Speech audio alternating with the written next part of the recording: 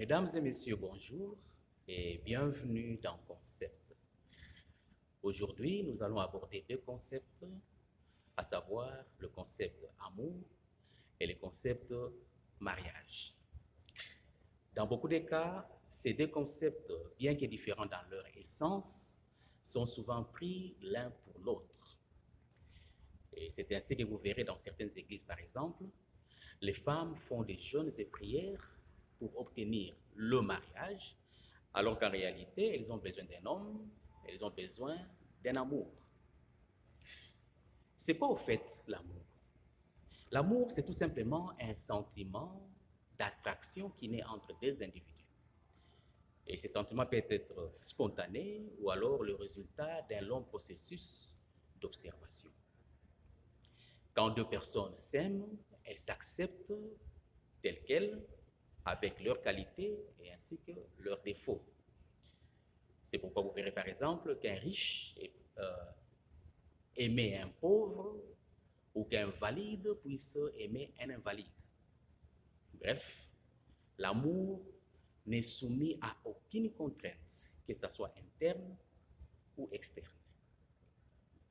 Par contre, le mariage, c'est un contrat, comme tout autre contrat dans l'administration, dans les affaires, en politique, etc., etc. Et dans cette optique, on parle généralement de contrat de mariage, séparation des biens. Il y en a qui signent le contrat de mariage, communauté des biens, et d'autres encore font celui qu'on appelle réduit aux acquis. Vous voyez que c'était un contrat. Et dans ces contrats, les deux parties s'engagent à respecter la lettre du contrat. Voilà pourquoi ils apposent leur signature au bas de ces contrats. Mais l'amour n'est pas un contrat. Voilà pourquoi deux individus peuvent bien s'aimer, sans pour autant se présenter devant l'officier de l'état civil. Ils font leur vie et ils vivent. Ils ont des enfants jusqu'à ce que l'amour les sépare. De l'autre côté, deux personnes peuvent signer un contrat de mariage devant l'officier de l'état civil sans pour autant s'aimer.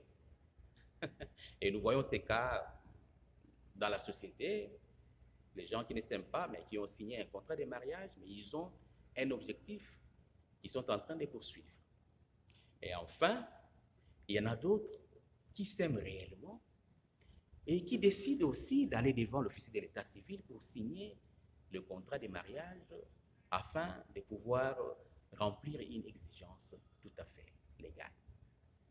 Voilà en peu de mots ce qu'on peut dire concernant le concept amour et le concept mariage. Bon après-midi chez vous.